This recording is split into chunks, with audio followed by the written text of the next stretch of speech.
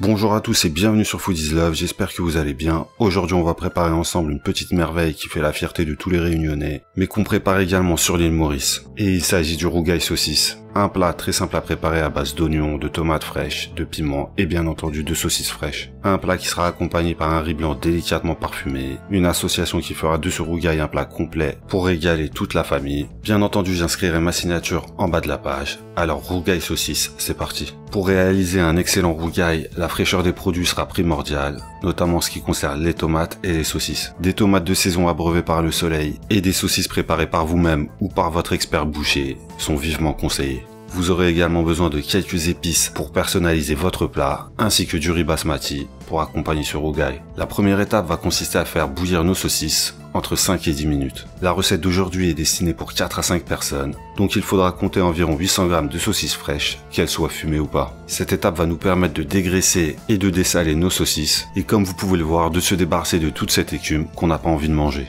Lorsque la surface de l'eau se sera remplie de cette écume et de graisse, vous pourrez évacuer vos saucisses. Ce passage à l'eau bouillante aura permis de filtrer nos saucisses et de les rendre bien plus fréquentables. Après les avoir évacuées, vous irez immédiatement les rincer à l'eau froide. Après le rinçage, le séchage immédiat avec du papier absorbant, car des saucisses bien sèches pourront dorer plus facilement. Mais juste avant de les faire dorer, on va devoir émincer 400 g d'oignons jaunes, des oignons qu'on va éviter d'émincer trop finement pour ne pas les perdre lors de la cuisson. Bien sûr, vous pouvez utiliser d'autres types d'oignons, que ce soit de l'oignon rouge ou de l'oignon blanc, à condition de toujours en mettre 400 g sur la base des 800 g de saucisses. Donc si vous préparez un rougail avec 1 kg de saucisses, vous mettrez 500 g d'oignons. En ce qui concerne les tomates, vous devrez en mettre autant que les oignons en poids, c'est-à-dire 400 g. 400 g de tomates fraîches qu'il faudra détailler en petits morceaux. Si jamais vous êtes hors saison et que les seules tomates disponibles sont vraiment atroces, vous pourrez utiliser de la tomate concassée en boîte. Mais tant que vous aurez la possibilité d'avoir de bonnes tomates fraîches, foncez tête baissée avec elles. Pour faire un bon rougail, vous aurez aussi besoin de quelques piments. Vous n'êtes bien sûr pas obligé de faire un rougail radioactif. Vous pouvez utiliser quelques piments qui tirent à blanc comme le piment végétal. Pour un juste milieu, je vous conseillerais d'opter pour 1 ou 2 piments verts qui feront parfaitement l'affaire. Et pour les marginaux comme moi et beaucoup d'entre vous, on utilisera également un piment entier, mais qui servira d'une autre manière. Donc on verra son utilité tout à l'heure. Piment vert qu'on va émincer, et comme pour les oignons, on évitera de le faire trop finement pour garder du croquant. On va maintenant préparer ce qui va nous permettre de le personnaliser et de le parfumer. Grâce à quelques épices et quelques aromates, un mortier et un pilon seront plus adaptés pour extraire un maximum de jus et de saveur qu'un hachoir électrique. Le hachoir électrique pourra nous mâcher le travail, surtout quand on a un tout petit mortier comme le mien. Travail qui va consister à mâcher 2 gousses d'ail, une demi-cuillère à café de poivre 5B avec son poivre de Jamaïque, une cuillère à café de gros sel, le jus d'un citron vert, une dizaine de grammes de gingembre frais, notre piment entier dont je n'utiliserai que la moitié car sur les 5 personnes qui vont partager ce repas avec moi, 3 ont moins de 10 ans. Et en plus, ils ne sont pas tunisiens. On ajoutera également 1 ou 2 cm de curcuma frais qu'on prendra bien soin de ne pas toucher directement avec les doigts. À moins que vous soyez fan du Simpson style. Dans ce cas-là, il faudra également penser à vous couper un doigt.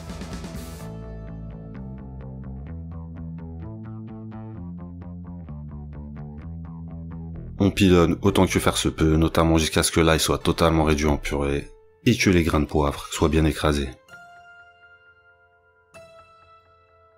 On va maintenant pouvoir attaquer la cuisson du rougail en commençant par faire chauffer 3 à 4 cuillères à soupe d'huile végétale à feu moyen vif, de préférence dans une cocotte. Une fois notre huile bien chaude, on y déposera nos saucisses pour les faire dorer. 3 à 4 minutes avant de les retourner devrait suffire pour obtenir une belle croûte caramélisée. Vous les retournez et vous les faites dorer de nouveau avant de les stationner sur le bas-côté. Bien entendu, lorsqu'on avait fait bouillir nos saucisses, on ne les avait pas entièrement dépouillées de leur gras, puisqu'elles ont pu en libérer de nouveau dans la cocotte, ce délicieux gras dans lequel on va faire rissoler nos oignons. À ce moment-là, on va légèrement réduire le feu pour garder un feu moyen, et on va prendre le temps de faire dorer nos oignons. On va les assaisonner avec un peu de sel pour les aider à suer. Les oignons vont développer du sucre qui va atténuer l'éventuelle acidité des tomates, ce qui n'est pas toujours le cas. Lorsque les oignons seront bien dorés, il sera temps d'ajouter nos aromates. Aromates qu'on va faire revenir dans le gras une bonne minute en les mélangeant avec les oignons. Et là, les notifications nasales vont arriver, tel un téléphone qui vient d'être rallumé. À ce moment-là, vous pourrez ajouter vos tomates et vos piments. Toujours à feu moyen, on va soigneusement mélanger tout ça.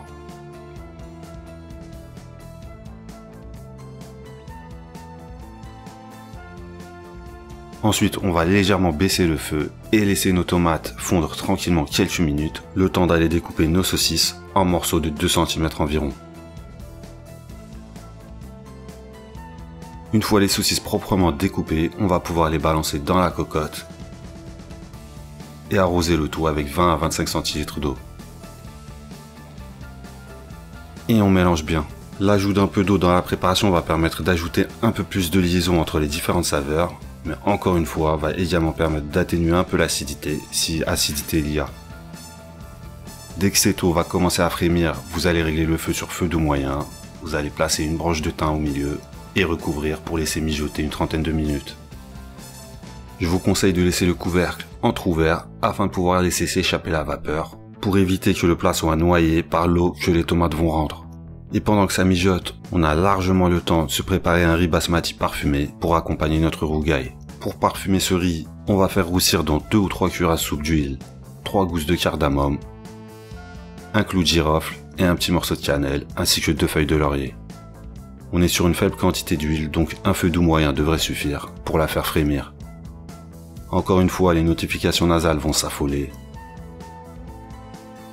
Et au bout de 5 minutes, on pourra venir ajouter un grand verre de riz basmati qu'on aura soigneusement rincé.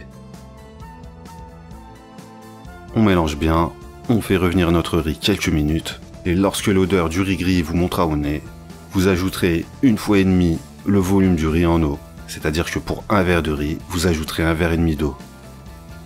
Mélangez bien et assurez-vous que tous les grains de riz aient bien la tête sous l'eau. Ajoutez une demi-cuillère à café de sel. Et dès que l'eau commence à frémir, vous couvrez et vous laissez cuire à feu doux pendant 15 minutes, le temps que le riz absorbe entièrement l'eau. Au bout de 15 minutes, vous pourrez découvrir et constater que le riz a entièrement absorbé l'eau. Vous allez pouvoir couper le feu et avant de le servir, vous allez le couvrir et le laisser reposer une dizaine de minutes. 30 minutes plus tard, le rougail saucisse est quasiment prêt. On va simplement le laisser mijoter encore 10 minutes à découvert. Et ensuite, on coupe le feu, on recouvre et on passe à table.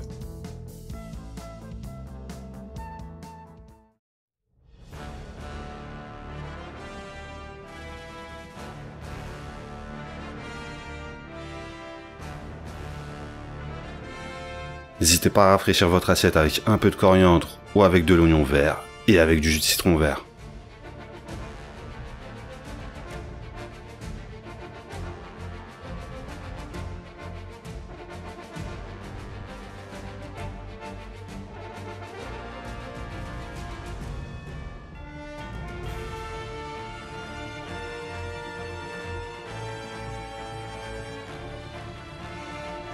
J'espère que la recette vous a plu. Si vous n'avez jamais goûté ou jamais préparé ce plat, c'est le bon moment, les tomates sont là, alors foncez. Juste avant, pensez à valider la vidéo en mettant un pouce vers le haut, un commentaire, et je vous donne rendez-vous très bientôt pour une nouvelle recette. Ciao.